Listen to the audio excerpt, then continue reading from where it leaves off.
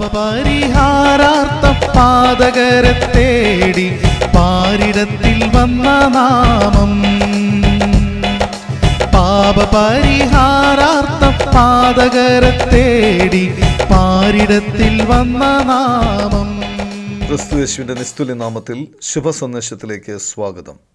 വിശുദ്ധ വേദപുസ്തകത്തിൽ മത്തായി എഴുതിയ സുവിശേഷം 12-ാം അധ്യായം 22-ാം വാക്യത്തിൽ നാം ഇപ്രകാരം വായിക്കുന്നു: അനന്തരം ചിലർ കുരുടനും ഊമനുമായ ഒരു ഭൂതഗ്രസ്തനെ അവൻ്റെ അടുക്കൽ കൊണ്ടുവന്നു. ഊമൻ സംസാരിക്കുകയും കാണുകയും ചെയ്യുവാൻ തക്കവണ്ണം അവൻ അവനെ സൗഖ്യമാക്കി.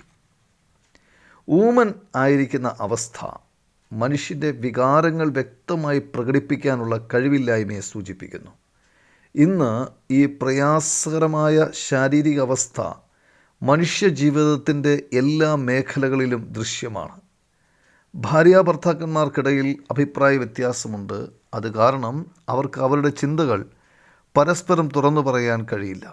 മാതാപിതാക്കളും കുട്ടികളും തമ്മിൽ തങ്ങളുടെ ചിന്തകൾ പരസ്പരം തുറന്നു പറയാൻ കഴിയാത്ത നിശബ്ദതയാണ്. യജമാനന്മാർക്കും വേലക്കാർക്കുമിടയിൽ ഒരു വിള്ളലുണ്ട്. അതിനാൽ അവർക്ക് അവരുടെ ചിന്തകൾ പരസ്പരം തുറന്നു പറയാൻ കഴിയുന്നില്ല. അതുപോലെ ദൈവം മുമ്പാകെ മനുഷ്യനും മൗനമായിരിക്കുന്നു. കർത്താവായ യേശുക്രിസ്തു മാനവരാശിയെ പാപത്തിൽ നിന്ന് വീണ്ടെടുക്കുവാൻ മനുഷ്യനായി ഈ ലോകത്തിൽ അവതരിച്ചു.